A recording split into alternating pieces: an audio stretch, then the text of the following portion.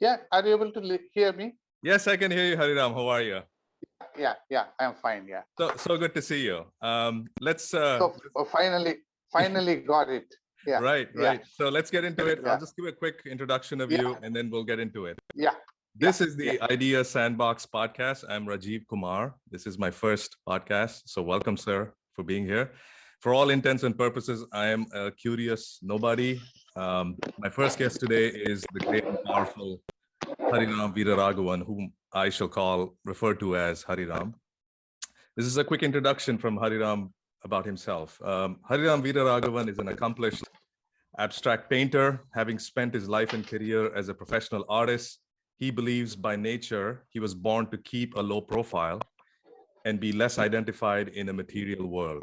At 72, after surviving a critical illness, he says in his own words, "I have now reinvented myself, a transformation that has led me to believe that all along my magnificent career as an artist has finally ended. A serious career enjoying the process of being an artist, not goal-oriented, in quotes, finally aiming at being a successful forerunner in my chosen field, should now obliterate mere survival instincts and turn on to a spiritual path that would finally lead me to an aspired liberation. I destroyed all evidence of reputation as an artist, globally achieved, now sticking on to my spiritual quest.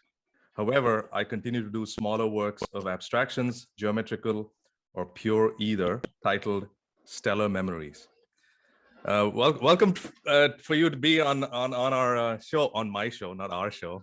This is just a free-form conversation, Hariraam. So Yeah, this is not any kind of interview. I hope it's not an interview. I yeah, hope yeah. this is just a back and forth discussion through this. So let's start off with some humor. I don't Yeah. know if it's humor. Why did you become an artist and not an engineer or a doctor like everybody else? Why did you do this? No, this I from the childhood, when I was very young, Yeah. I I used to dream like to be an artist. When I was very young, even at the age of 6, I thought I would be an artist. So this is So not daydreaming. This is like, pardon me to interrupt you. no, This is no, not in in actual yeah, no, dreams no, in your no. sleep.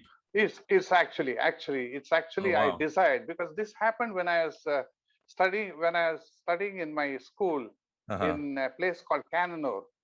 This is in Okay. Kerala. So Right. I used to go to the sea coast of Kannur and sit near the sea coast at a cliff. And then Okay. I used to watch the sunset and sunrise at the from the seashore of the Okay. west coast. And there I got this idea of wanting to paint landscapes and paint, I just somehow I wanted to do watercolors and things like that at that age. At that time, my eldest brother, he was painting. So Okay. he was my initial inspiration. Okay. So after painting, I that continued. And then I got into an art school. And then even at the age of 12, I attended an art school. Wow. So from there, yeah, so I didn't want to get into a job or do anything So, else other than art, because that was my done thing, I think. So I felt I and should your do that. parents never like they always encouraged you. They didn't like push you Yeah, to do yeah, something yeah, yeah. No, mainstream no, or no, anything no, like that. no. Wow. They never. It's because of my parents and my teacher, whoever initiated me into it. It's because of that I grew up to this level of in my field. I mean, like I came up really to the top, I should say. Yeah. Yes, and how, I mean, that's not common, right? Like where parents would It's not. not, it's not, yeah, it's not common, because in India, they always feel that it's not, it's not a good thing for survive. I mean, when they think of survival, Yeah. so art is not just the done thing in India. Like, they have to have a job to fall back and all that. Right. Right. So the thing is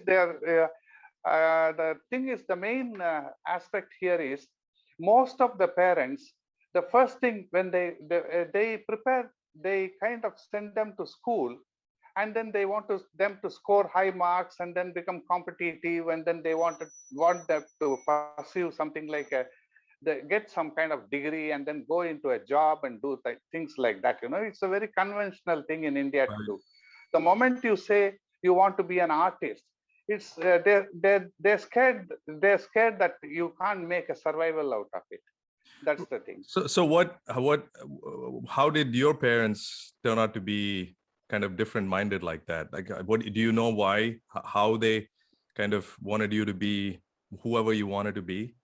No, actually, what happened, I grew up in a family which was quite big. Okay. I grew up in a family where we were all 6 brothers. And it so happened at my very young age, my father took to illness. He was not well. Okay. And so what happened, he wanted to put me into a job. Though I had done a diploma in fine arts, I had qualified myself as a fine artist, Okay. attending a school. But then he wanted me to get into a job because Right. he felt that I might feel very insecure if I'm in a art field or something like that, because those days it was not well paying. It was Right. just beginning in India, and Right. no one would take up to that profession. So I had to get into a job initially. Mm-hmm. But then what happened at a particular age, when I started studying very deeply about art and things like that, even as I was working in the bank, Mm-hmm. I came across this book uh, which Michael Super had written. He was an art historian, and he wrote this book on abstract painting, which was about 50 years of accomplishment of abstract painters. Mm-hmm. I mean, 50 years of accomplishment from the time of Pete Mondrian, Vasily Kandinsky, and the host of American abstract painters. Okay. So this book was inspiring me a lot. But I couldn't leave the bank job because it was a threat for me. Like Right. the people in my house used to threaten me that I shouldn't leave the job. Right. So what I did was I took a transfer to some other place and then chucked the job out. Okay. And I wanted to leave the job, so I just left abruptly. I gave up the job. I resigned the bank job, which was supposed to be very lucrative. Right. So That doesn't so that take what a lot of courage? How did you Yeah, make the it does. decision? It does. It's more than courage. I had the confidence, Okay. and confidence which was backed by some clarity. I had a clarity, but I was so confident that I would make it. Okay. And this was with clarity, because I knew that I had that passion, and I had that passion, dedication, focus, and I would become sometime really what I was aspiring for. Okay. And I wanted to become an abstract painter, whatever it is. And it's not so easy. Mm-hmm. It's a long journey. Mm-hmm. You can't straight away become an abstract painter. So I started my career very early. But one thing what inspired me is that I used to read about this artist called Joseph Beuys. He was a German artist. He was a pilot. And I know several artists who were into a job, like they would have been a chartered accountant, but still they made it as globally, they made it very well. Wow, okay. So these kind of artists really inspired me. And then from there, I took it seriously, and I checked out after leaving the bank job. I started working on it very seriously. And I think I found it, I didn't find it difficult, because I was so much dedicated, focused, that I had probably, I wouldn't say the luck or something like that, but I think I was destined to take that line. And whenever I had, sorry to interrupt you. I have so many questions when you're talking about this. When you said, I don't want to forget this point, you said I had confidence and had clarity. How old were you when you had this realization, I guess? In your early 20s? Yeah, I was about 18 years old, between 18 and 24. Yeah. Okay, so between 18 and 20. When you say clarity, I it's something that I think that's in my opinion, at least, it's rated in society. Like, how do you have clarity that you want to take on something extremely risky at this point? Of course, you're skilled, you have confidence in your abilities, but to have clarity, like, I am going to be this artist and there's a high risk of failure, right? Like you could never make it, for example. And the other question I had is, how did you support yourself once you got out of the bank job? Now you started painting, you said you were focused and things like that. How did you support yourself, like basic income and things like that? Yeah, see, totally, it was quite challenging. the thing is, it's quite challenging. See, now when I say clarity, it's about like, supposing you want to go into the darkness, when you want to go to the darkness, you have fear. But when you go when you're just walking during the daytime, you don't have the similar fear that you have when you walk in Yes. the darkness. Mhm. So for me, that clarity was there.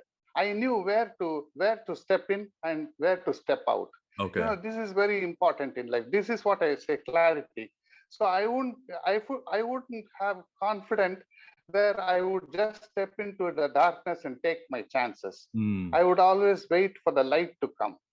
So this way, what happened is I also wanted to do one thing. I wanted to straight away go and get inside where professionals were working. I knew it was quite challenging. Mhm. So I went to this Cholamandal artist village where it was a community of artists working there, and I took a place there.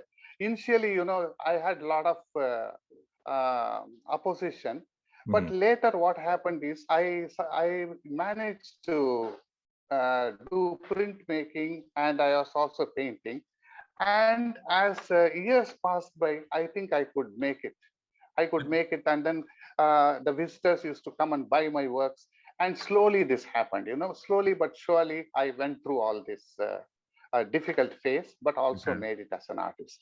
So people would come to your studio in Cholamandalam and buy your works, is what you're saying, and that's how you supported yourself. Yes. And how did they? Initially, I used to. And Initially, I also, used so as to a spend. follow-up, sorry, I didn't mean to talk over you. How Yeah. does somebody back in the day when there was no internet or publicity and things like that, like how did you establish yourself as an artist and as a name for yourself that people would actually seek out your art? Now, the thing is, I also developed parallelly the skills to write about art. Okay. I used to read a lot, and I used to read books like Philosophy of Modern Art by Herbert Reed, Okay. or the Metaphysics by Whitehead. And I used to do a lot of reading, and I used to interact with art critics. So Okay. when I did a lot of talking and interaction and reading books, visiting all galleries. I used to go to places like Delhi, Bombay, and see what's happening there. I Okay. used to interact a lot with artists, so I had the knowledge, and I could write too in my own way. I could write Okay. about artists. And so what happened when I went to Cholmandal Artist Village, that part of the village was placed in a very ideal situation where it's on the way to Mahabalipuram. Okay. You must have heard Mahabalipuram. Yes, of course. Yeah. So we had a lot of foreigners visiting that place, and the market was pretty well. It's a booming market in India for art that time. It was very well flourishing. So I got to sell a lot of work too, and this inspired me to do larger works and then exhibit them in the galleries. Apart from them, that I had personal contact where I could get commissioned by hotels and like Taj hotels and many other places where I could do my work. I was totally dedicated to doing this kind of work. So that's how I built my career as an artist. Okay. And what is your you started in you said late teens, and now you're in your early 70s, so you would say you had 5+ decades of being a professional artist. Is that right? Right. I started as a landscape artist with a difference. Okay. My landscapes were landscapes of the mind. Okay. In the What sense, does landscape of the mind mean? What does that mean? Landscapes of the mind, in the sense, it had some kind of metaphysical element in it. Okay. Like, it's not the conventional landscape that you go and sit and paint trees or the seascapes and all that. My landscapes had an inner spirit, which used to, like, I used to paint the graveyards.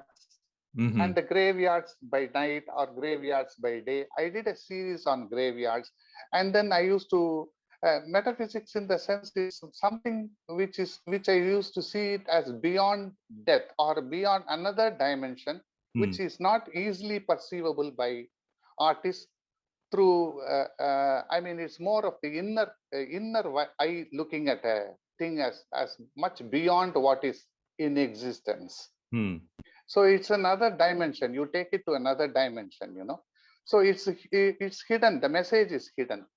So this kind of landscapes I used to do, the landscapes of the mind, like they used to. I call them as landscapes of the mind.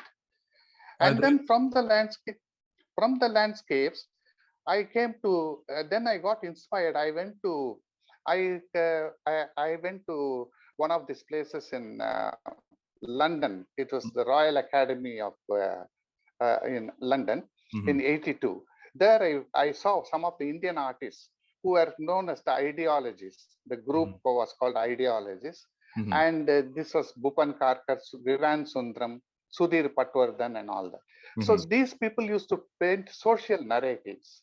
mhm, So something interested me to paint social narratives. So I thought if I just work only landscapes, then I wouldn't be able to explore other areas. mhm. So I to do a lot of painting, a lot of work that was related to social narratives.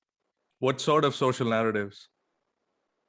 Like it could be related to science or the society, or about, it could be something political, social, or economical. Okay, So based on that, it was kind of metaphor. I used to use sure. this as a metaphor and do a lot of paintings. Did And you? then later on at a stage, yes. Sorry, I didn't mean to interrupt you again. I think the No, no, lag not at all. between us, like when you say social Yeah, narratives about economical or social issues and stuff, like yeah. did you have any kind of like personal interest in any specific social narrative? Like, like for example, you said financial. Was there Yeah. like a focus point that you had that you wanted to kind of that you No, wanted? it was, yeah, it was mostly based on economical, because in India we had a lot of poverty, Right. a lot of poverty, and then the political system was such that they were this poverty was not unattended, and there Hmm. was a lot of feeling I had towards them. So Hmm. I used to paint mostly on poverty, like I used to paint a cow eating newspaper from the wall, the billboards and all that. The Right. cows used to eat from there. So I used to see the cow was being milked, and people in India used milk for coffee, and without milk they wouldn't survive. In the morning Right. when they wake up, the first thing is they would have coffee or tea. Right. But then the cows were unattended. They were not given the fodder, and then they would go up in the streets and pick up all kinds of garbage and all that. These kind Right. of things interested me, because I thought I could open up people's mind through, the reality of how there is suffering, and then which is unattended Okay. by the. Okay. That's the thing. Yeah, So yeah. almost like But an the thing is, activist. what You're almost like a artist activist. almost, yeah, yeah, Okay. yeah. So what happened at one stage, what happened, I felt I should grow beyond this, because my initial inclination was to become an abstract painter. Hmm. That was my earlier dream. When I Hmm. was 24 years, I saw this book on which Michael Seufer had written on Hmm. abstract painting. So my done thing would be to be an abstract painter. But then I couldn't go to abstraction, because there's a lot of things that I have to know why I should be painting an abstract, Hmm. and what is the reason, what is abstract. So it's a journey. I felt after I had done the figuration, I felt that I should change from there, because I got fed up of social narratives anymore. Okay. I didn't want to paint social narratives anymore. And so my part of life also was in such a way, it was in a flux. Like I used to paint I used to do a landscape at a particular state, and then the figurative. When I was doing figuration, it was very eclectic. There were several topics that I took and painted based on the social narratives. And What then, is figuration mean? Can you unpack that? I'm not a art literate person, so no, figurative in the sense, so figuration. You now said what happened? figuration. Figuration, yeah. Yeah. Yeah, figuration in the sense, which is why I'm saying figuration is, now if you take abstract, there is no such thing as form content. The Yeah. abstract does not entail any form content. But when I say figuration, all the works which involved figurative work, I mean, which had Okay. line drawing, or it had the form content, that is Okay. figuration. Okay. Like it could be also a little bit of metaphor, symbolism, symbolic allegory and all that, but it Sure. could be combined. And there will be also sometimes it will be, there are several images and they jointly, they represent a gestalt, like they have a particular meaning together. All these forms put together make a gestalt. So I used to do this figurative work, which I used to call as figurative abstractions. Okay. Even my social narratives were figurative abstractions, but at one point of time, it culminated because from there I wanted, I had gone into a state of deep depression. I was kind of frustrated doing these figurative, these social narratives, because at some point of time, I felt it is, I am doing this in vain, not getting anything, a result out of it, because the political situation or something was so frustrating. So I wanted to give up figuration. But then if I have to come to abstraction, what should the base be for me to, I wanted to do something that in the end I would be a forerunner kind of in abstract painting. So what I did was I asked one of my artist friend that I was into total depression and I am unable to work. What should I do? He had asked me to just hibernate for some time. So I had to hibernate for nearly a few years, until one day what happened, I used to just sit like a madman, just alone, and then keep watching the sky or looking at the opposite buildings and that. And I used to see people coming, going, and I was just like that, getting up late and then just chilling out and then doing some little bit of cooking and then just sleeping, not meeting people. I was sick of life that way, it's very hard for me to explain that, that kind of situation. Then later on, what happened? Suddenly, I saw this some kind of geometrical patterns in the from the buildings which I used to see. So those geometrical patterns gave me an idea of a shelter space.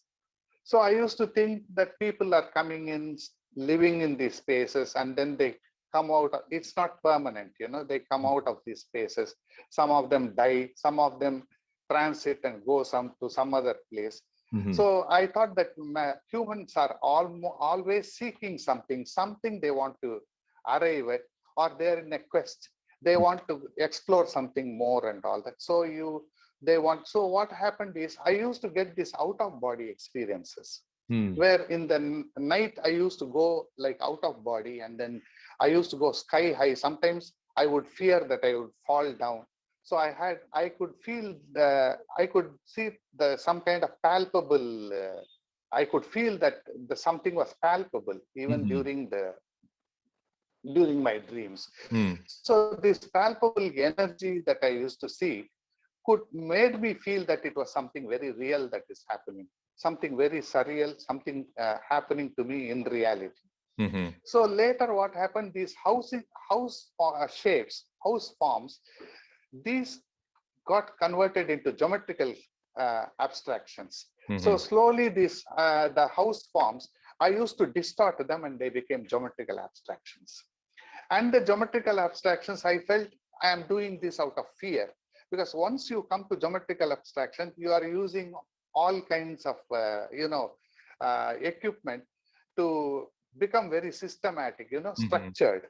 So I wanted to break these structures. I didn't want the lines to be so rigid and then systematic, the geometrical pattern. So to break this, I gradually started breaking up these forms. When I started breaking up these forms, slowly and slowly, I started developing. I actually got transformed. Even in my own self, I got transformed. How so? And I started to do. How so? How did you get transformed through your art? Through the transformation actually happened because consistently I was questioning myself, my very existence. Why am I here? What is the reason of my existence? See, one thing here, Rajiv, I should tell you that most of us, all the time, we are not conscious. Yes. Most of us are, though we feel we are conscious, we are almost a very low percentage of us is conscious. Yes, I agree. When I actually felt, I used to feel that I'm very conscious. Mhm. But when I make a mistake, I would know that I'm not conscious at all when I do a mistake. So if repeatedly when I do mistake, I think my conscious level was very low. And unless I feel, I repent that I've done a mistake and come out of it and learn from there, I would still feel that I'm not still conscious. So it's an evolution actually. So it's a gradual evolution of life itself. Mhm. So then I knew that abstraction is something where you want to touch the conscious reality of nothingness. And that nothingness is itself a consciousness. It's a consciousness. So when you say nothingness on a canvas, when we paint, there's no form content there. It's only color. And it just explains that. Recently, I had been to North Carolina, and I went to the Museum of North Carolina. There I saw a painting which was just blue. It was just blue. So I had my niece with me. She asked, "Uncle, what is this? I mean, it's just blue. Right. How can they accept this? How did the art historians accept this as a painting for the museum? There's nothing, it's just blue, but it's very attractive." See, the thing is, this artist was just painting blank. He's an American artist, and he was painting blank canvases, plain blues, and just the one color. But the thing is, what this artist had an idea of that eventually pure consciousness it is. And it is formless. It is formless, but it's a total truth that nothing is. It's kind of Maya, what we call as Maya in our. So this kind of thing, he was the first person to do this. So he was a forerunner. No one prior to him had done this kind of thing. So he was accepted by the art historians as a forerunner of this kind of field. So he was accepted and his work was displayed. And he must have been a very accomplished artist actually. And when he's got a theory to express this in a profound way, he was accepted by the museums.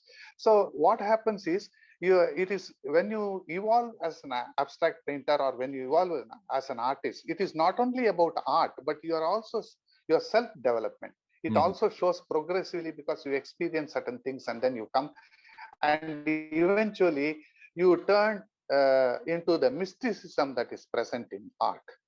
And if you leave your perceptions to go into that mysticism, you are never confused at one point of time as an artist. That's brilliantly put. That's one of the things that I also, I mean, it's I heard a few years ago through, one of the podcasts I typically listen to. They said you can divide humanity up into an 80, 10, and 10 split. 80% of humanity is unconscious. They're living an unconscious life. And then there's the next 10%.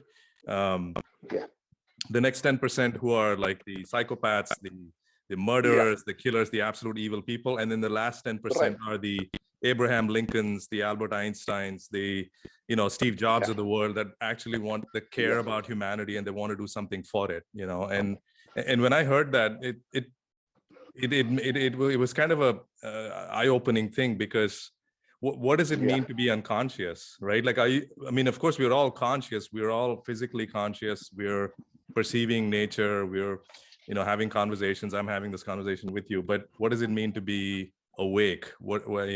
And would you say meditation is a form to get to that kind of conscious space where you actually sit down and, pay attention to the contents of your consciousness? It's kind of training your mind in a sense, at least in my opinion, is that meditation is a means by which you're sitting down and paying attention to your waking mind, and you're not just hijacked by thoughts all the time. And all the most basic emotions that humans have, you just get caught up in that, jealousy and everything else, anger or whatever, instead of actually paying attention to your waking moments. Would you say it's a kind of a form of a meditation for you?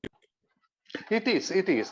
See, the thing is, what happens when you are meditative, or even if you are just sitting quiet and just for a long time, when you are isolating yourself and when you are in meditative state, you gradually open up to higher dimensions, which was hitherto not in your experience. So you get answers. You get answers where, there is something higher which you do not, which you have not experienced, those dimensions. Then that gives you kind of, you don't have that feeling of that you should live only for survival, but there's something beyond that. Sure. So yeah, something beyond that. And then it gives you what you say is, you don't get the insecure feeling. I mean, you don't fear the future. You don't fear anything. You don't fear even death, because then you feel that death is something everyone, they think that the others are going to die. They are not going to die. So that's because, no one experiences you. Unless you experience, you will never know what is death is, isn't it? Right. Likewise, there are so many dimensions that it has not come under our experience. So when you start meditating, the spiritual world opens up. There's another world, significant world. So in the process of evolution, we think death is not the final. So until we realize that we have to come and to the total consciousness, I mean, 100% you become conscious of things. Each and everything you become very conscious. Until then, you keep on evolving. That's how we believe in our country. We believe that this is a land where it is a land of seekers. So it's only the questions. We keep asking questions. There are no answers as such. So when you keep on seeking, you go into the higher dimension, and then you can leave even your body at will. That's how this out of body experience and all that is something there. But it's only hinting you that there is something beyond. There's a space which is much beyond, a dimension which is much beyond, which has to be explored. Therefore, we progressively refrain from being unconscious and come to the conscious state through meditation. Do you feel like when in the process of your painting, you get into a flow state? Is that a form of meditation for you? Yes, it is. It is. And one more thing, what happens is, see, now I have been painting for the past 40 years, 40 years of so your experience also counts when you're painting, when all the time when you're painting, and then you're mixing colors, and then you're totally into it, So you come to a state of understanding the colors and how you handle the color, how you are you minimalize you minimalize the color, and then you make it subtle color, and you do it in such a way that it becomes very meditative. Your whole painting itself becomes meditative. And it also, you also grow with the painting. Spiritually, you grow into a greater possibility, a possibility which is unexplored, which is unimaginable. That possibility is there. Here, I would like to quote. Sure. I would like to quote what Paul Klee said in his diary. He has written this in 1915. He has written, "The heart that beat for this world." You heard of Paul Klee, I suppose. No, I haven't. I'm very ignorant. He's a famous artist. He's world-renowned artist. Anyone knows Paul Klee. He said, "The heart that beat for this world has almost been extinguished in me. It is as though my only bond with these things were memory. One relinquishes this world and builds into a region beyond, a region of all affirmation. Cool romanticism of this style without pathos is astounding," he says. What can you explain to me what that means? Yeah. So what he says is that after coming to a particular state, spiritual state, that is the spirituality, the mystical aspect in art, how it evolves within oneself, it takes him to a higher plane of existence where all the bondage is given up.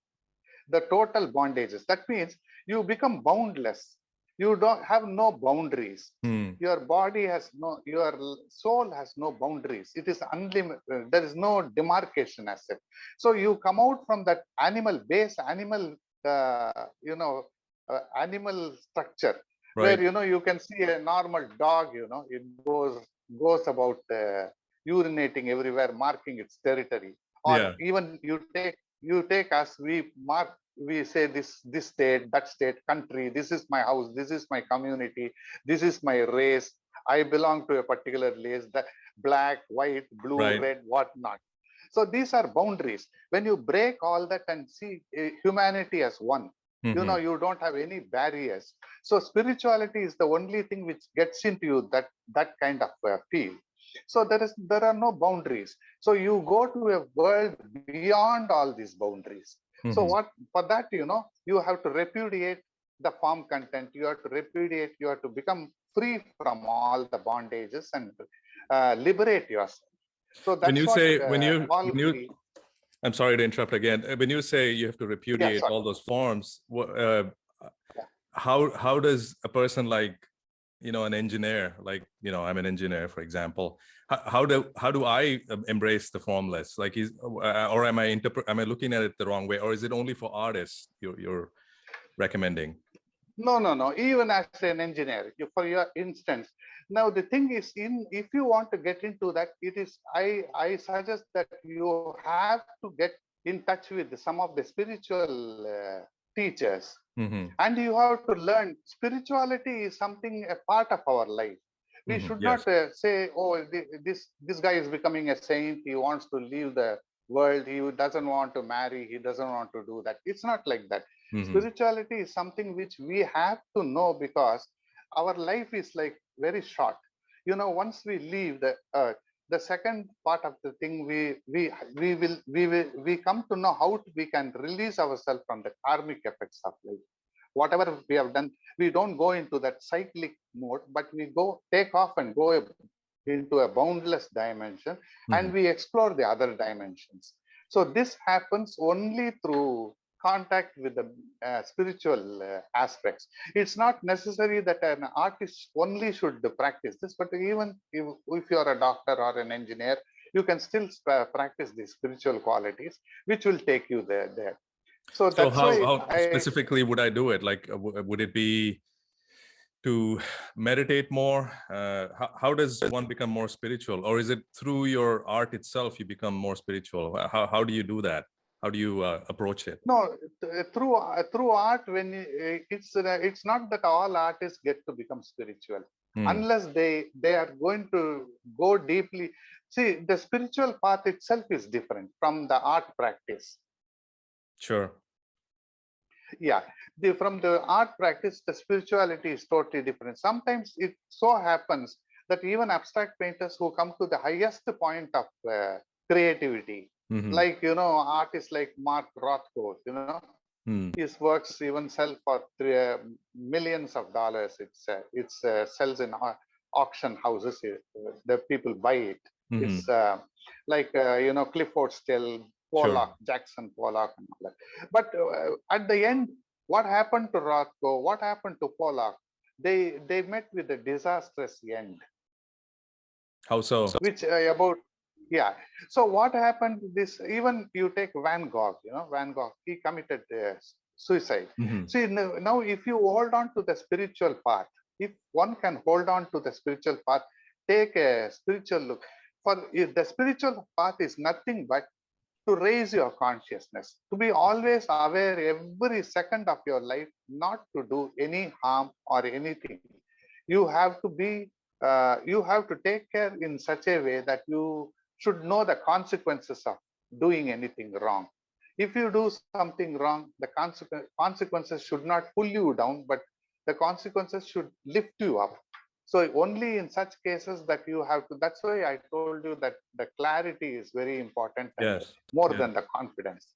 So we have to work on everything with clarity. So that is, this is the spiritual path actually. So once you practice the spiritual path, what happens? You can progressively renounce, repudiate all this nonsense actually, and Mm-hmm. you can come out of that. So what Yeah. happens at the end? You become a very clear person. You can take your own. You can jump into any abyss with clarity. So that's how I think Paul Klee's statement interests me very much, because when he says the heart that beat. So he says the heart that was beating for this world was almost been extinguished. Is been extinguished in me. So Mm. he gave up the attachments. My only bond with these things were memory. So he just forgot it. It's just a memory, he says. That means he detached himself from the worldly bondage and became boundless. One relinquishes this world and builds into a region beyond, he says. That's another dimension, a dimension which we have not seen. There is something which we have not experienced. So a region beyond, a region of all affirmation. The cool romanticism of this style without pathos is astounding. He says it astounds me that there is a world present beyond all this. And how you reach it is you have to combine the spirituality alongside your art when you practice that. Now, as an engineer, if you practice that also alongside, Mm-hmm. if you take the path of a spiritual guru, try to understand what he's saying, and if you see sense in what he's saying, you can practice that.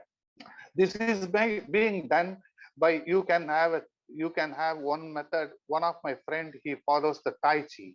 Uh-huh. He does the Tai Chi breathing, where Yes. they say the cellular memory is can be removed. Because we carry memories from the past and we do karmic deeds.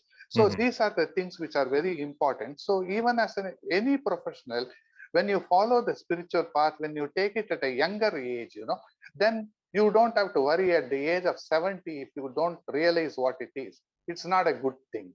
So it is good to practice from the beginning so that you are making way for a spiritual path alongside your career as such. That is the thing. And Yeah. the immaterial of what career, it's not exclusive artist. In fact, it's not open to artists also either way, either like anybody. Artist is just practicing art because he is a creative person. But that gives him a meditative quality, a time to think, sit and paint and think about it. And if he takes a spiritual path, it is even more good for him so that he does not, in the end, reach a confused state of mind. Sure. That's beautifully put. I have a question for I'm you. sorry, I find it I'm unable to articulate and say very well. But No, no, you are. yeah, You're making a lot of sense to me, and right, I and it's great that you're kind of walking yeah, me through this, because I really want to hear these ideas. I want to extract as many lessons that I can for my personal life, for my right, right, profession. right, And then, I've been dying to ask you this question too, and I haven't asked you. yeah, So when you were yeah, like, this is the other question I wanted to ask. Like, how did you, especially in India, um, yeah, you have pressures of at all these milestones in life, right? Like, you at 20 you should have done this, and then 30 you should have done that, and then by 40 you should have kids in college or whatever, and 50s you should have X and Y and Z. And of course you said you've kind of transcended all of that, and you have your own way of approaching life. Did you need to constantly defend your position, or at some point did society kind of give up talking to you? They're like, okay, Hariraam, he's a crazy guy, we don't have to talk to this guy, he's just an artist or something like that. How yeah, did that all yeah. happen? No, actually, some people believe that I'm not an artist too, Oh, because okay. I speak. Yeah, and some of my friends used to call him spiritual artist, or Oh, really? like Okay. that, things like that. But the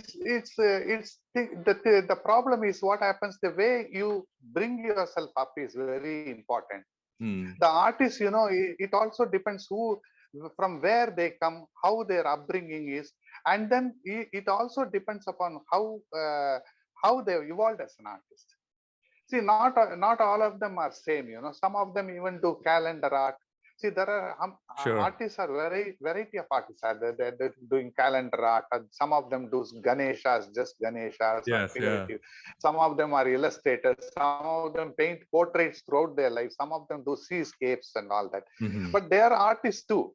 Right. But they have taken it seriously as a profession, and then they see it as a survival process. So the moment you take it as a survival process and understand that your career is a survival process, and then you are focusing it just to identify yourself in society. You want to get a big name, you want to earn fame, you want to become competitive, you want to win award.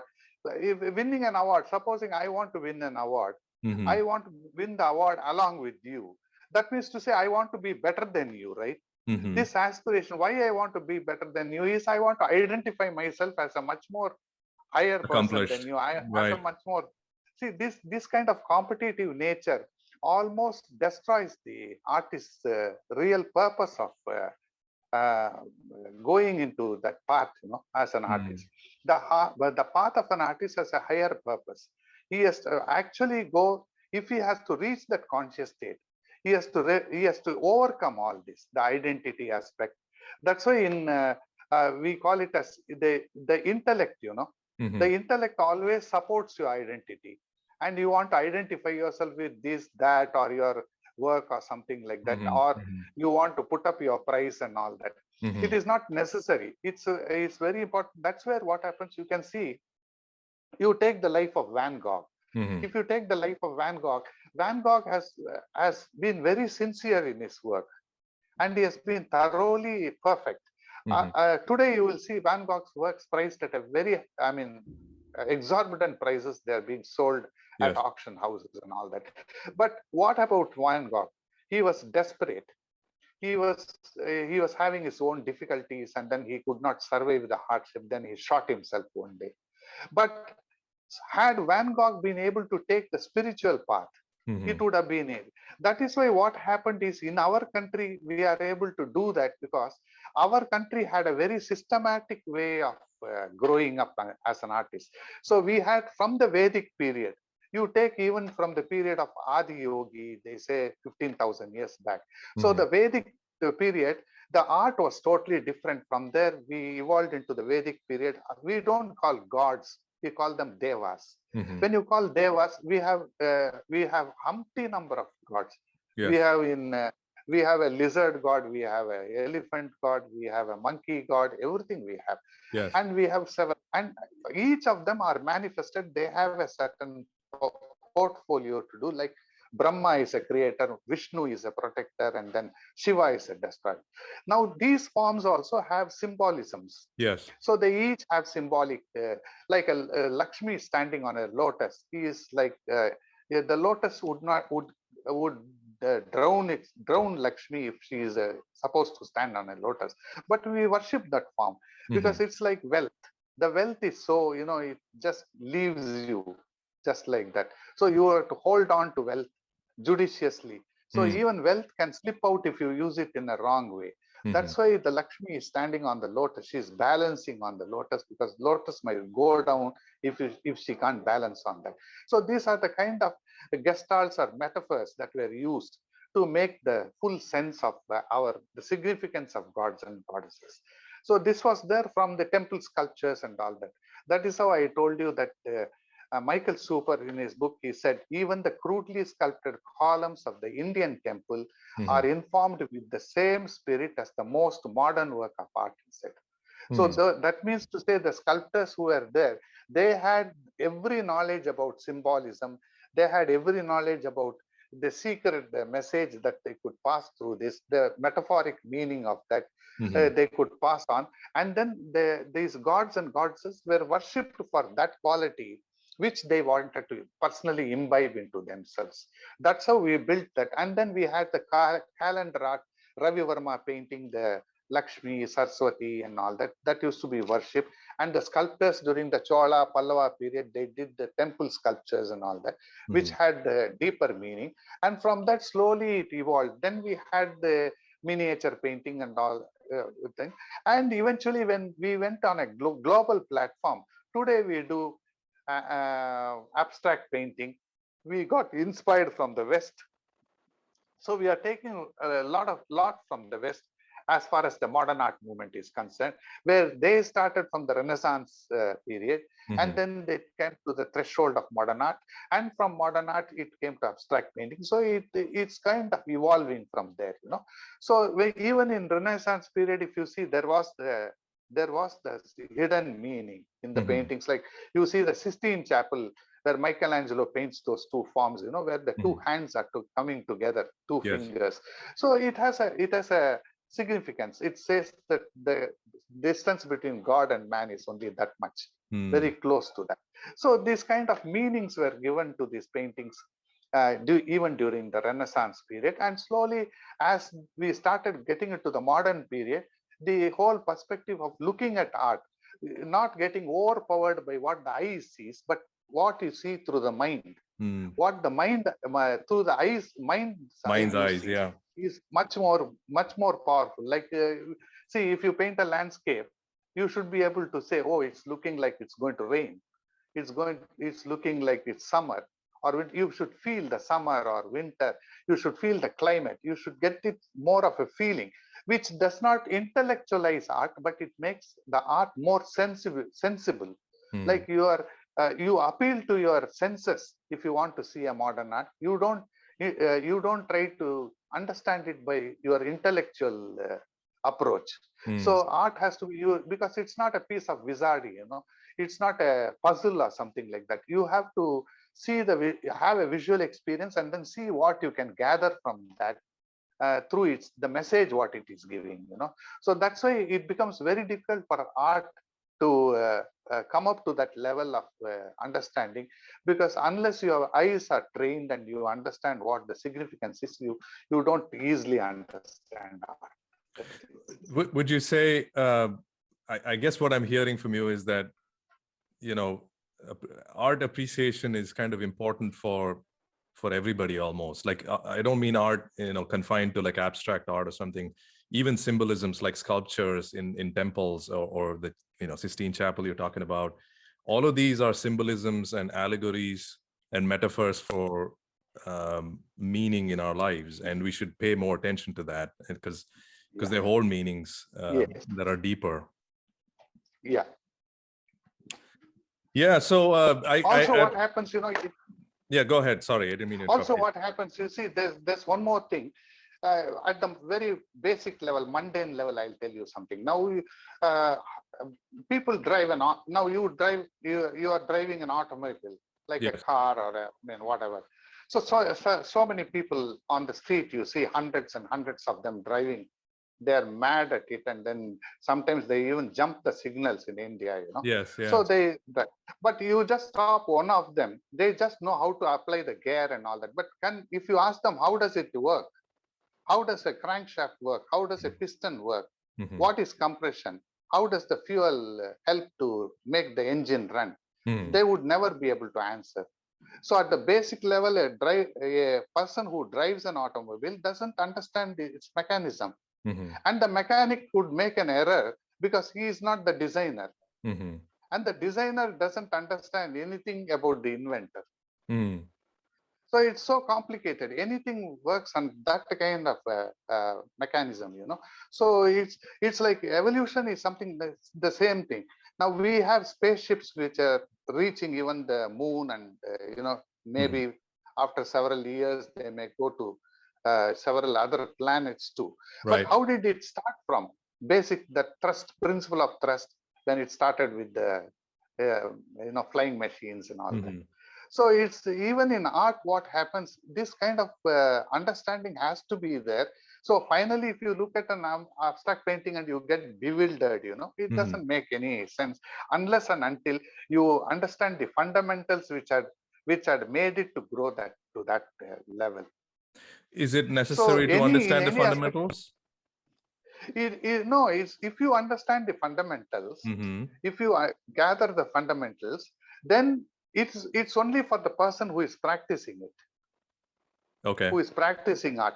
But if you are a critic or you want to be an art historian, or you definitely have to understand. But as a lay person, your eye has to be trained. That's it. You don't have to understand the fundamentals because you are not directly going to do anything. You're not going to sketch or you don't want to be an artist or something like that. Then you don't have to go through the fundamentals. But understanding fundamental nature of art is very important.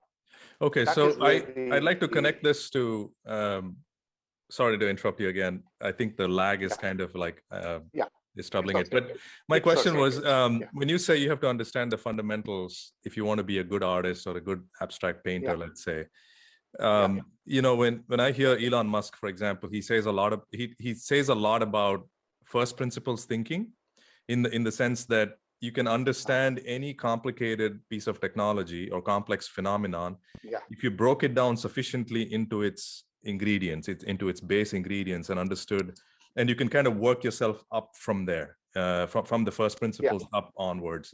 Is it similar to what you're describing then? Yes, something like that. Yes, it's very important that way, because essentially, if that aspects are known, if they understood properly, then it will give you a basis of how to break forms, and then distortion and all. See, even if you have to distort a form, it has to be systematic. So anything in art, the systematic thing has to be done, and then through that systematic distortion, you are able to achieve some kind of abstraction and all that, isn't it? Even in form. So unless you are able to go to the ground level of understanding these basic fundamentals, you will not be able to go further up. That's the thing. Okay, so I have a couple of follow-up questions which I really wanted to ask you. You were saying earlier that in your comment that certain artists are out to seek titles or achievements or awards and things like that, and they get into so they're mostly after that sort of thing. But then as an artist, you I guess, what, I don't want to mince your words, you were saying something like you want to be formless, you don't want to aspire for those sort of things, you want to do art for the sake of art. And what I'm thinking, and again, I don't want to put words in your mouth, what I'm thinking is that in a sense, I'm conflicted with what you said, because as an engineer, as I look at the world, one of the things I've been convinced of doing is that you have to have boundaries as an engineer. If you want to build a product, if you want to learn a new skill, for example, whatever it is, you have to have some kind of boundaries so that you're not so abstracted out that you really don't achieve anything. You have to kind of set yourself a goal. You have to, learn this or work towards a product, which means that you have to work in phases of developing the product and so forth. How do you, like, as an engineer, if I'm thinking about that of an artist ethos, that doesn't exactly line up with this, right? Like, I have to have certain boundaries, certain milestones I want to hit. Not that I have to be egoistic and title driven, but then if I want to be the best engineer possible, I also have to have some constraints, right? Only when you have constraints, you're going to be able to cross those constraints and go beyond that. What do you have to say about that? Well, there's nothing wrong in it. See, there's nothing wrong in the way you feel it. See, when I say boundaries, I am talking about only the attitude of people, Okay. So the how they develop their attitude towards the outer existence, which is outside you. What you are talking is about your profession and how you want to construct your forms with certain limitations about this is a different thing. From our day to day, your work is not all that, at one particular time, you want to just sit and be very meditative. Yes. At that point of time, you have to, it's only the boundless one thing is only as far as the spiritual nature of you is concerned. Okay. For instance, if I aspire, see, now I want to be an abstract painter, Now, there is a certain limitation for me to go into abstraction. Now, if I try to reach beyond that, point, like if I wanted to become, maybe there are so many artists in India, they wanted to go and exhibit in even National Gallery of, Museum of Modern Art and all that, They have to have a certain standard. That is very important. Yes. Because the quality of the work is assessed by how you have done it. So that has nothing to do with what you are as a person. your skill and what you genetically you to become a genius has nothing to do with as a personality as you are. So it's a very, being boundless is only as far as your spiritual nature is concerned. I hope I made it clear. Yeah, no, I understand. I'm still trying to. Yeah. The reason why I guess one of the reasons why I ask you this is that, you know, I work in a corporate environment where, you know, there's I kind of have that struggle too, where, you know, I have to work on a product, and the constraints are very tight, and the way I could exercise my creativity is very limited in that tight constrained space, right? And when I've experienced this in the past, where when I work without like a direct supervision of somebody about the day-to-day constraints of it, I'm able to create more things right out of my, you know, my creative spirit, that whatever spirit that I had, I'm able to come up with new designs and so forth. But the moment a constraint is put there, I can feel that kind of unease inside myself, and then you know, it is kind of like soul crushing in a way, because you're not being true to your instincts. Like my instincts are to, you know, improve on something, or experiment with a few new things and try that out. But I have very limited freedom to do that, because, you know, there's constraints of budget, there's constraints of time and so forth. And so my I guess what my struggle is, that I struggle with all the time, is that should I really, you know, stop working for a corporation and just embark on this engineering journey myself? And that's one of the reasons why I was asking you the clarity question. When do you have the clarity? I feel like I have the clarity.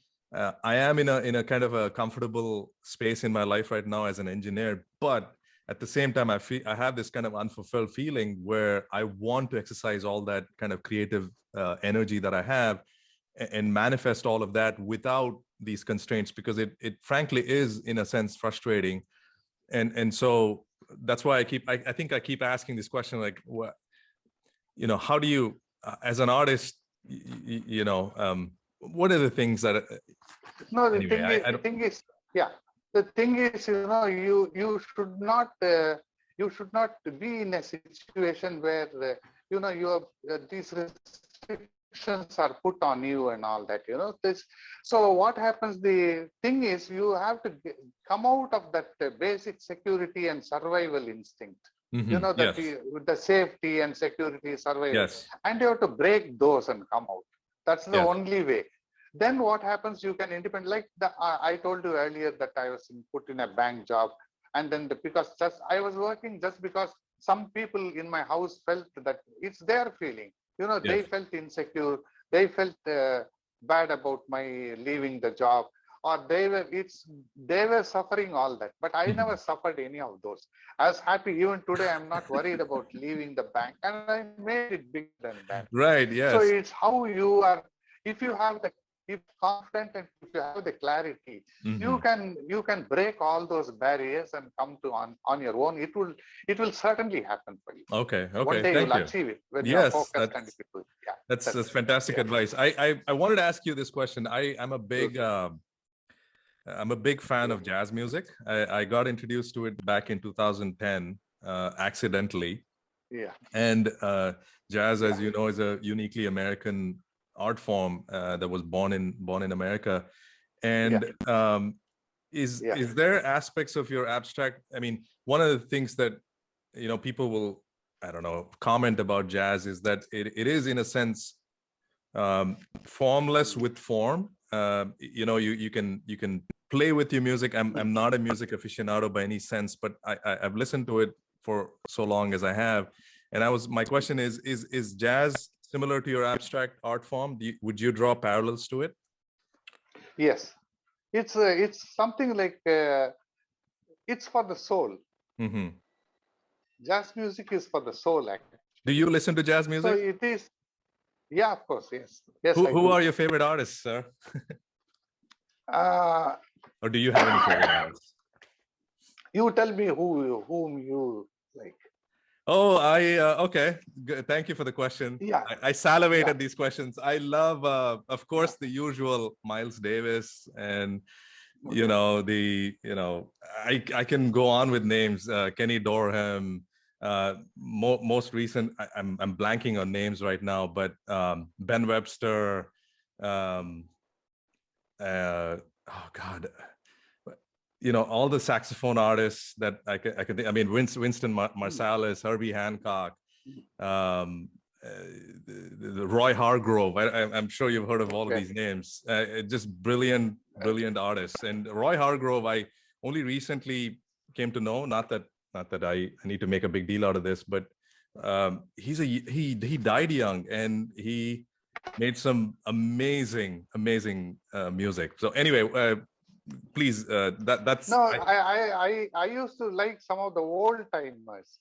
okay. I don't know whether they come under jazz music. Okay. Do they come under jazz music? I don't know if they come. Who are they? So The can you tell me some names? The vocalist. Okay, like Louis Armstrong, you mean, or? No, they're very old. I mean, like, does Neil Diamond do that? I don't know if Neil Diamond would be considered jazz. Maybe he is. I probably. Yeah. But I don't know. I have not specifically, I am not particularly like jazz, but I have heard of these. I like these guys, Okay. Neil Diamond and Kenny Rogers. Of course, yeah. This kind of, the country music and all that. Sure. So I was not particularly like jazz. I wouldn't remember some of the names. But, okay. That's yeah. Okay. And the names that you said seems to be a little bit new to me, Yes. They're definitely I in the like 50s music, and 60s, but I haven't. Yeah. Okay, Hariraam, I want to ask you another. I want to take a slight bit of turn, I always like to ask people this question. Were there inflection points in your life, like you described? How you would, for a period of time, you went into sort of a depression. You start painting. You would just kind of stare off into the, into nature or whatever it was. Were there certain inflection points? Where did you meet certain people or certain events happened in your life that dramatically changed your viewpoint towards life? No, I never got married. I never got married. Yeah. So what happens is, after a specific time, you start feeling the loss of people who are very close to you. What do you mean? Loss of people. What do you mean? Means after my father's death, and then I had my near. Sometimes I'm close to some people and they would die, or I get isolated, and then I used to feel very depressed because my path, I was doing more of research oriented thing in the field of art. And I was not giving much importance to name, fame, and all that. So quite often I used to get frustrated because that, in the field, I would never be identified as an artist. And I don't feel bad about it. You mean like people would not recognize you as an artist? Is that what you mean? Yeah. Okay. It would happen. And it would bother you, and that would bother you. It would bother me a little bit, but then it was in my nature. I couldn't prevent that. Because I never wanted to paint for the sake of money or for selling or name or fame. So I was not even market savvy about it and all that. Though I used to price my paintings quite well, but then I was not altogether into the survival kind of thing. I had to make a lot of sacrifices as far as that is concerned. That was a little bit annoying to me. Once you think of the spiritual path and all that, you sometimes it can be negative also, because what happens, you feel like giving up whatever you want to do and then go into that experience. Because I always feel that life is not forever. This is one chance given. Yes. I have a feeling like that. So I have to paint. Isn't for that true? survival But or isn't that for true? my own. That's it. That's all you have is Yeah, one life. yeah, I have, yeah. Yeah. And so I can't just go and sit in Himalayas, but I would very much like to do. Okay. If I don't have anything, I like to just sit quiet and do nothing. Okay. If I want to meditate the whole day, I have done Hatha Yoga like 2.5 hours. It's called Siddhi, Asana Siddhi. I have Okay. done that. So I used to sit for long hours quietly. So Okay. what happens? This is a kind of contradiction, you know. It's Mhm. a kind of a fight that is going on inside you. It's a turmoil. Like you are modernist and you want to be a modern guy, but you are inside. You are very traditional and you want things to happen in your own way. Like you want to lead the life of a sage, but you are also have the desire for being a modernist, or you want to do abstraction. So there's a kind of constant what you call as battle inside, you know, which could cause kind of depression in a person. Because there's a constant rivalry going on inside our And own how self. did you And overcome that? that's through meditation. Okay. I got in touch with some of the gurus, and then I used to see them constantly, meet them, talk to them. So in the process, what happens, I knew that it's all within us. Everything is within us. So I come to a state where, you know, now I'm seeing you. I'm seeing you. I'm not seeing you in Peoria, sitting there in Chicago from Yes. here, but I am seeing you inside me. You are here inside me. So that's how. So is what has happened. My whole perspective of looking at things or looking at people, and I see people are at various levels of consciousness. Therefore, the acceptance has come to me easily. That I know when I see a person that I feel that this person is only this much. So accept him or her at that level. So this is what I call by spiritual thing. So once you get into that, then the other things are all sidelined. You don't care about other things. That's why what happens sometimes consciously or unconsciously, you don't want to practice art, or you want to give it up because you feel there is a higher purpose to life than the regular survival process, or whatever you create is nothing but it's very small in front of the vaster creations. The mystery is the universal creator, you know, what he creates is bigger than what we create. You know, you get such kind of feelings that we are nothing and one day we are going to become the top soil or something one day. So what is that we want to achieve in life, you know? So if I fix a goal, then if I fix a goal that I should go and show my works in Solomon Guggenheim, you know, I can do it if I want. I can do it if I want. I can go and do it. But the thing is it the final goal, I think? So after that, what am I going to achieve? After that, so eventually one day it is going to lead me to death. It's going to lead me to the grave. So what I do is, after that, we have something to evolve there. So what is that? Then when I came to know of it, it is progressively you have to raise your consciousness, which is very important. So that's how I told you that in the initial starting stage that I told you, I even destroyed all my biodata. I threw them. I threw a lot of my certificates and my biodata. I don't have. When you asked me for a biodata, I couldn't give a biodata. This is my biodata, you know. But I am very contented. You can see me smiling. I am a successful abstract painter. I have done very successful works, and I have even sold a lot in US. I've traveled widely in US and I've sold works there. I've had shows. In fact, I helped one of my friends who was running a beer pub he's having a brewery in Ohio. And I inspired him to start a gallery. He started an art gallery there in Bowling Green. So it's like that, you know. So yeah. Wow. So it's like that. So at one point of time, I feel this is all over. I mean, as a career, what I wanted to achieve and what is that I want to do beyond that, just for survival? No. So I thought I should keep doing something, but at the same time, I should look more into what is there in the other dimension beyond us. So that is the thing. And when you don't, sorry, go ahead. I have to answer one point. Yes. And since when in the Middle Age, when I could not understand this, you know, the conflict which was there inside me, that I had eventually to take a spiritual path, but I am pursuing something else. That conflict made me depressed because I couldn't find a way out of it. But now that after a certain age, when I went through all this, I have found a way to come out of the conflict.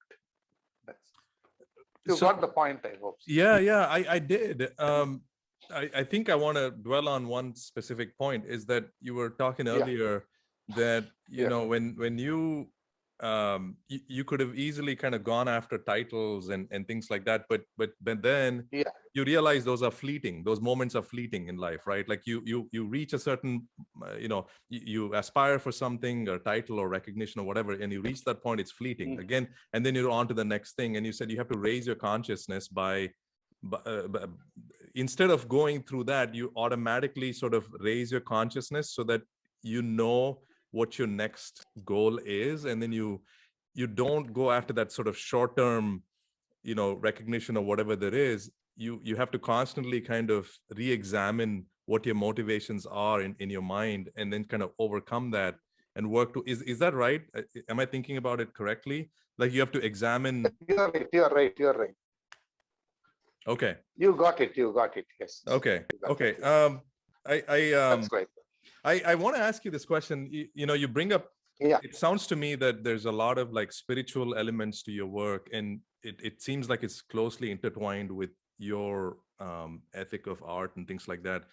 My question to you is, like, you were describing earlier that in the 80s and things like that, you got into this kind of social narrative, abstract art, and you in a sense you wanted to bring about some kind of social change in India. You were frustrated with the way politics was going on, or corruption, or whatever that was. What do you think is the current state of affairs in India right now? Where do you think we're headed in terms of spirituality? Because to me, it sounds like, to some degree, the narrative, the public narrative, has degraded. Like we're more divided than we used to be. We're when I was growing up in Bangalore in the 80s and 90s, it seemed like to me, and this is again very naive, I wasn't really conscious in my mind, but it seemed like to me there was a lot more acceptance in society. There was like Hindus and Muslims and Christians and people of various faiths got along very easily. But then of late, it seems like it's all the time in our conversations. You open the news up or articles online and things like that. Like, do you think we have to go back into, what do you think could be a solution for that sort of thing, or do you have an opinion about that at all? See, actually, what happens, I feel there is not much of a difference between the time you are speaking and now. Okay. There's no much. See, the media, now the media, there's lot of things happening in the media, and I think the most of it is exaggerated. Okay. Now, it's just exaggerated. See, we people are living here. It's not that to that extent it is bad. In fact, I would say now from this generation onwards, after this COVID and all that, the virus and all that, I think people are becoming more conscious. So once the conscious levels are going up, actually, in the process of evolution, and then people would eventually get more conscious. I'm looking at it on a positive level. So in the positive level, these things would positively change for the better. And I think in the world would reach much more, become more conscious, even though the artificial intelligence and all that will parallelly come up, but they would, it's also good in a way, because there's a lot of technology that has helped us. Today, we both dialogue because of this technology, isn't it? So there's nothing wrong in the advancement of the technology. And then the mortality rate is going up, the medical technology is improving and all that. On a positive trend, if you see, a lot of positive things are happening. Yes. But the media people actually focus on more of negativity, because that is the thing which generates a lot of public interest to focus on that. And that's the way it is going about. Otherwise, I think the world is much open place for a lot of things happening. It's only fragments here and there, something wrong is going on. That's it. Okay, I'm so encouraged to hear your words, because I kind of bought into the idea that I agree with you that media is kind of playing up all these, divisions, and Yeah, it's exaggerated a lot, widely. a lot. But Yes. and at the same time, you know, yeah, I mean, the people have spoken about this all the time. So, Yeah. so in your opinion, as a society, we have the cohesion as we always used to have. It's just these kind of stray incidents that are kind of amplified and brought up because they just want to get our attention. That's just what's going on. Okay. Yeah. I'm very, very encouraged to hear that. Thank you. Okay, so Yeah. I had a question about your process. Okay, so let's Yes. go into the process of your art. Right. I wanted to ask you, like, what is your process when you want to start on working on a new project, let's say art project? What is your process? How do you ideate in your mind? Does it come naturally to you, or do you kind of force the process? How do you get into the state of mind to say, okay, I want to draw this and I want it to convey this? Or do you let it sort of organically grow on itself and kind of evolve from there? How do you actually go about creating your art? Yeah, actually, basically what I do is I have a topic. I call this, I have a topic. My topic is on stellar memories. What does this stellar stellar memories memory. mean? What does it mean? Stellar memory. See, the stellar memory is just like we have memory, you know. Our mind is full of memories, right? Yes. We are a bundle of memories, actually. So, but the universe also has a memory, universal conscious. All that is created, wonderful things that have been created is also matter, which has come as a form of memory. So the universe has got, the stellar memory is nothing but the cosmic memory, which creates and procreates several things, you know. Like you see, the myriad variety of birds and, you know, things, so many things are happening. Like if you take a stellar memory, if you see, I think the Grand Canyon, you know, where you have the Grand Canyon. Yes. That's a stellar memory. It looks like a great memory of the universe. At the same time, if you go to some other place, say you go to in Africa, if you go to Kalahari, you see something there, you know. So it's the world has got the universe has got so many hidden things which you don't know. What's on the Mars, what's on Plato, what's on Venus, we don't know. So I imagine that these planets have got a lot of color, and, you know, so these colors come out in the form of memory and get abstracted in my painting.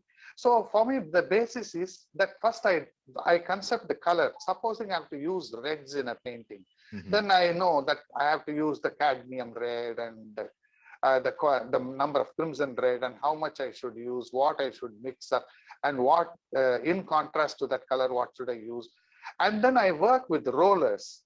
I use rollers. And then I use brushes. I use brushes, painting knives I use. So what happens over the period, since I've been painting hundreds and hundreds of canvases, thousands of canvases I've painted. So for me, it's very simple. It's easy because of the practice. I know exactly what I want. Now I had been to this place called Albuquerque, New Mexico. Sure. You heard of Albuquerque? Yes, I remember you visited Santa Fe as well when you were visiting me. Yeah, Santa Fe. Yes. This is the hometown of Georgia O'Keeffe. So I went there, and then when I saw this terrain, you know, the mountains and the Santa Fe mountains and all that. This last winter I went there, you know, during the winter time I went. Okay. But when you see these mountain ranges and all that, the color and all that, you know, I got very much inspired by that, and I did a series of paintings based on the New Mexican, you know, the Santa Fe, the mountain terrain and all that, where you see even the tumbleweeds and all going about, that whole atmosphere, how it looks like, either in the daytime or.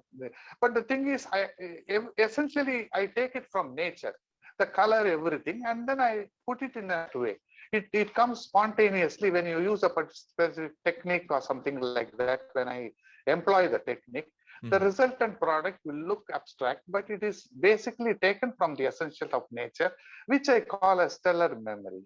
Even it Wow. could be on Earth, but still it's stellar. Earth is a part of the stellar. Yes, of course. And do you time bound your projects? Do you tell yourself I have to finish within X amount of days, weeks, months, or do you just allow yourself to kind of naturally kind of paint whenever you're in the mood and when you're inspired and things like that? Like, how do you go about that? I do it more on inspiration. Okay. That the time thing is only, I mean, if it's a commissioned job, then I have to increase my working hours as per the, they fix a particular time and ask me to deliver within that time, then I have to work more hours and work on it. Otherwise, if I'm having a gallery show, I don't fix up a gallery and then work towards that. That becomes difficult for me. So I develop a body of work and then I fix up a gallery.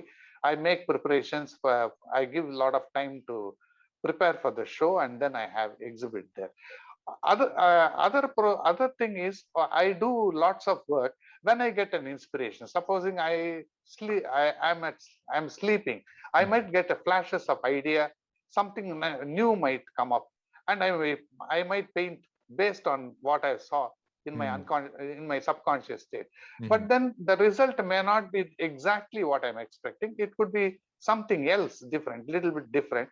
But since I have total command over the medium, I think nothing would go wrong. Eventually the canvas would turn out interestingly well. Speaking of which, do you embark on a project and then you realize, I just did not want to do this. I want to toss this out. I want to, start something else, or I'm just going to put this in the attic. Do you ever have work like that?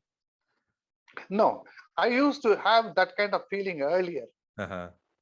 Earlier, when I was not really I didn't have that kind of command over the subject, then I used to have that kind of feel. Or sometimes when I was forced to do that on commercial basis, just for the sake of earning money, I used to have, I never used to have funds for my, sometimes even very, very little money I would have, and I would get scared of shortage of funds. I used to be in difficult times. Okay. That time I used to accept some job and then feel very upset about it because I didn't like to do anything commercial, so I used to feel sad about it. So the word they would use for that would be you're becoming a sellout, right? Like yeah, something like that. But I felt it very humiliating, I used to do a work. And then some guy, corporate guy coming and telling me, I don't want this. I don't want a blue color instead of this. I want this here and that here. And then I make changes for his sake, This is devastating, That's okay. Okay. And so now you're created. Now you talk me through your creative process. When do you know your art? When do you know your art form is quote unquote done? Like, because it is abstract, it is formless in many ways. At what point do you say this thing, I'm satisfied with this and I'm going to put it out to the universe? Like what point is that? This I would like to tell to any artist. Any artist wants to know. The first thing is, when I sit with a painting, for me the process is very important. I don't see the end result. Okay. Supposing you want to get the end result and then work hurriedly towards it, it never happens. So for me, the process is very important. To achieve that, I have to sit and plan out how it has to be done. So it goes into gradual, like step by step I go. So sometimes what I think is, I have to apply a wet paint and work on it. Or should I keep a dry color, or should I wait for the color to dry? Whether I should block the color, all this, I work out mentally. I'll work out on what I have to do. So I get into the process. When I go into the process, at every step I'm looking at it, and in the final I know that if I work more on it, it might get spoiled. So at that point of time, I wouldn't take a risk on working on it anymore. I would stop at that. But eventually the canvas would speak to you. If you're a good professional, eventually you can actually dialogue with the canvas, and the canvas will tell you when you have to stop. Oh, wow. Okay. What is that feeling like? That is so fascinating to me that the canvas actually speaks to you. Like it's almost like it's like almost like a dialogue you're having with it, and then at the point when it's done, you have that kind of feeling automatically that yes, this is done. Wow. Yeah. How cool is that? Man, I had Hariraam, I had so many questions to ask you, and we've kind of been meandering through various topics, and it's fantastic. I love this conversation, and please bear with me. I'm probably blabbering too much because this is my first. It's not my first. I've spoken to. Okay, thank you. I've spoken. This is the first time I'm actually. I'm sorry. Go ahead. No, you are very good at it. I'm noticing that you're very good at it. Okay, thank you. It's fine. Yeah, you're very good at it. So thank you. Not blabbering. Thank you. Would you consider yourself? I don't know why I put this question down. I wanted to ask you. I don't think it makes sense, but I still want to ask this. And I think I know to some degree the answer. Don't worry. Shoot. Okay. Do you think art has? I'm sure, of course, it affects it. But do you think how much degree does art? When I say art with a capital A, in the sense that the broader aspect of art, all forms of art, how much does it affect? How much does it affect our culture, our society, our zeitgeist, and how much more do we need art in our life, or do we already have enough of it? We just need to keep, producing that much art. And by art, I don't mean specifically. I mean, I'm covering everything. I'm talking about engineering is a form of art too, because you're creating things what never used to be there, right? Technology and so forth. Would you? I guess. How much? What is your take on all of this? Like, how much do you think art matters? See, art matters very much as you never stop listening to music, right? Yes. It's something which is you hear to music and you enjoy. You just close your eyes. You close your eyes and listen to music. The same way, if you can keep your eyes open, and if your eye is very trained, you can see lots of artists doing wonderful things. And a piece of art in your house should always give a nice feel about it. Like Rothko says that he has got there's a chapel, Rothko's chapel in, I think it's Houston or Austin. Yeah, it's in Austin. Okay. It's called Rothko's chapel. There are paintings of Mark Rothko there. It's called Rothko's chapel. And he says, as well as many people say, that they sit in front of it and they start weeping. So he too says that I make paintings that people would weep when they look at my painting. So, so as you get your eyes trained, you start liking art so much. And there are art lovers today, even today, bidding and buying arts for maybe they want to sell it, resell and all that. But there are real art lovers who want to have a piece of art in their home.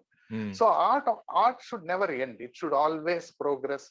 Only thing is, artists have to take it seriously and do the best what they can. They have to try and give the best. It's not about competition, but personally they should create whatever is best, and then they would feel the success, and that feeling of success at the end of their stage of life, will give them immense happiness that they have completed their journey as far as that art aspiration is concerned. They will complete it. So they're also like people who are into performing arts. As well as the creative arts, is that it doesn't make much difference. Like any composer, you take Beethoven or Strauss or Owen Strauss or all this Mozart and all that, they must have enjoyed their life through a lifespan. But then even people who listening to it, they enjoy as much as symphony as much as the creator himself. So why not? I mean, art should grow. And it should become more popular, and people should acquire more and more of artwork and live with it. So as long as they should live with it with joy. Joyfully they should live with all these things. The purpose of life is to be joyful and live with art, but whether it is performing arts or creative arts. I think this should not be given up till the end. It should be there. Yes. Fantastic. And you were saying um, you travel quite a bit around the world. Yeah. Do you do that? Do you travel mostly for artistic reasons, or do you take off from Bangalore or wherever you're located and just go off to other places and just to be inspired? Do you travel just for the sake of travel and to gather new experiences and things like that? Yeah, there are three things I look at it. One, I like to meet people. Okay. I mean, whether they are relatives or their friends or relatives, I like to meet them, chill out with them, enjoy with them, enjoy their hospitality. That is one thing. And second thing, I would never leave out creativity. So wherever I go, I paint. I paint in garages. I paint in the homes. Oh, wow. Anywhere, wherever there is place, I take the place and then paint. Okay. But I don't have any specific purpose. Like I have to exhibit nothing. I don't have set a particular goal or come with a specific intention. But wherever it is possible, I work. When I traveled widely in US, I did a lot of works in Seattle. I think I did some in your house too. Yes, you did.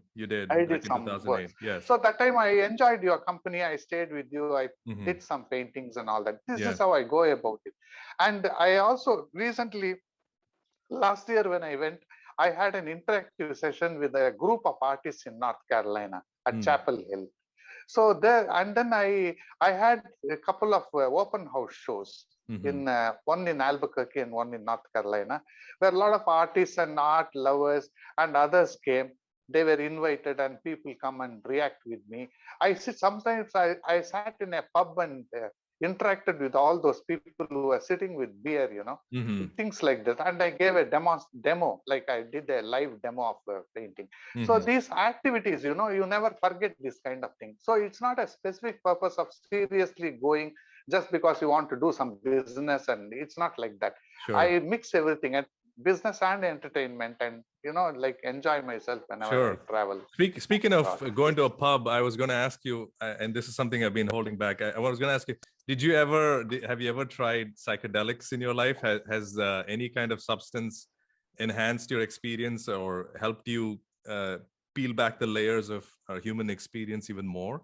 Or is it purely your mind, your waking mind, and that's it? Like you're inspired all the time? No, once I tried the cannabis once. Okay, just once. yeah, just once. I had a student of mine, Okay. I had a student, and she was a girl. She is small. She was a girl, and this girl was hiding something in her bag. Okay. And she she said, I asked her, why you're hiding something in your bag every time you're pulling out and all that. You want to show me something? Then she was showing me this and said, this is cannabis. Then I asked her, are you taking this? Then I was advising her, why do you want to take this? This is not a good habit. And right. Normally, like people in India, yes. they do. So when I said, then she said, you must try this. Then what happened? I tried that actually, and I think that the experience that I got from that, was something was mind blowing. It was something very different kind of experience. I should talk to more about it. Like it's a very different experience that I could see weird things, but it opens up a certain dimension also. It opens up your, not the consciousness, it goes into another dimension where you can see what people are and you can know what you are and all that. So many things it comes up. But somehow I thought it should not be made a habit or anything. So that was the first and last time I had. Oh, okay. It was a few years I experienced. That was the first time. But I felt always you should try in life, you should try everything. You should not do something which is going to lead you into too much of complications and all that. Yes. But you should eventually try try all that adventurous mind one should have, I Sure. think so. There's, Yeah. in the US especially, there's, I'm sure you're familiar with this. There's a lot of legalization of cannabis, Right, at the right, state right, levels and things like that. And right. yeah, and I'm sure you've heard of, the great astrophysicist Carl Sagan. He's a legendary, astrophysicist. He was a professor at, Oh, I believe, at Cornell University, and uh, he wrote extensively about cannabis use in his life, and he's written several books and things like that. And yeah, similar to what you're describing, it opens up your portals about what human intentions are. You get a yeah, kind of a higher view of what's going on versus your mundane existence and things like that. So anyway, that's good to know you tried it, sir. right. That's fantastic. I want to be sensitive to your time, Hariram. Yeah. I know we've been going on for a very No, long it's time okay. here. It's okay. Okay. Yeah, it's okay. You feel free. I That think doesn't matter. Yeah, okay. This is great. I'm enjoying this conversation. yeah, I want to come yeah. back to your original, like, you messaged me on, excuse me here. My phone is, I didn't mean to have it on. Yeah. You messaged me on Facebook Messenger, and you said, you will appreciate as you Yeah. go forward on this subject. Yeah. The subject is art. I'm guessing here. Yeah. Threadbare, simple, Mm. but eventually in the end, it leads one into a mystic dimension of unimaginable proportions. Um, Mm. and when you said something like that, my interpretation of it was, as you approach abstract art, maybe you already covered this, so maybe I'm revisiting this. I just want to know what you mean by mystic dimension of unimaginable proportions. In a sense, like, is it that when you're, are you talking about abstract art, or like how do we expose humanity, our collective human mind power, into these realms of mystic dimensions of unimaginable proportions? Like, people have this kind of limited view of what life is. For example, like you're talking about how people live humanity tends to live kind of this unconscious life in a bounded sense, like, hey, we're born, I have to follow this script in life, and then end comes death, and that's the end of it. How do we make this kind of a universal phenomenon? How do we all expand our awareness and consciousness? How do we become more compassionate human beings? Like, what is it in your life, if you had to condense it to a nutshell, condense it to an essence of how one must lead life? It seems to me that what you're saying is art, and all these artistic expressions are important in life, and they serve a specific purpose. They inform us about the absolute beauty of life, the I don't mean the abstract, but it's all essential for our lives. Like, how do we expand our consciousness as average people like myself? We're going about our days. How do I make sure that I'm exposing myself to greater and greater, like, how do I expand my mind? How do I become more connected and spiritual and things like that?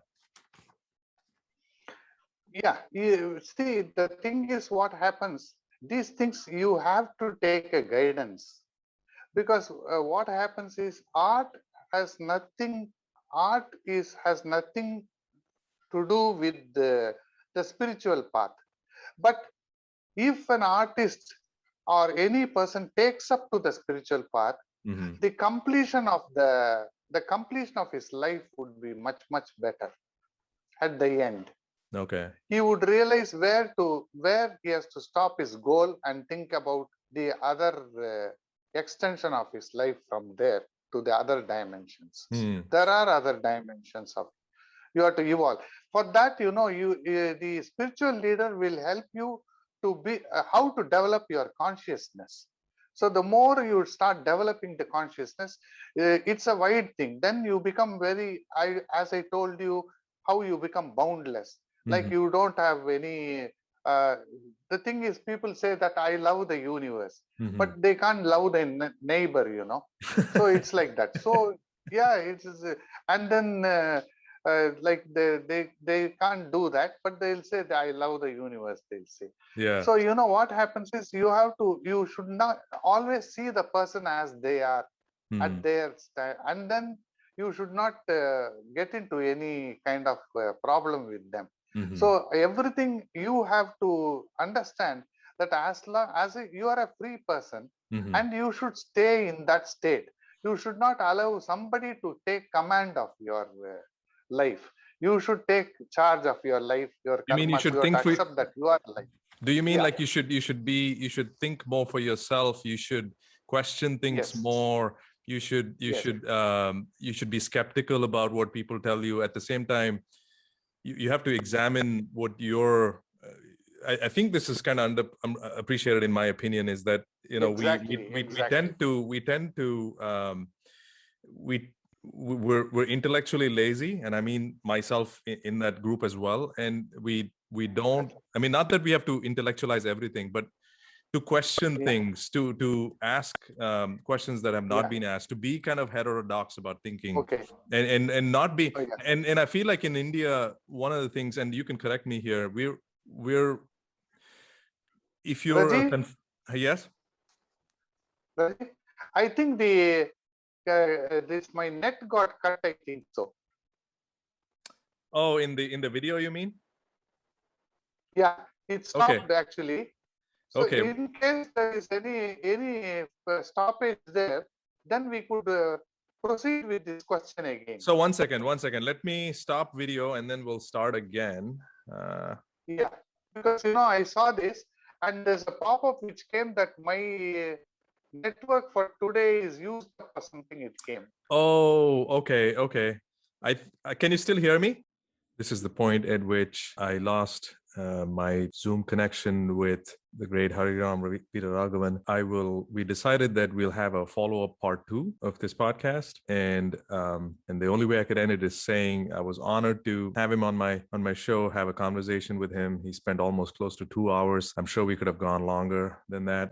We will be back with more. Peace and love.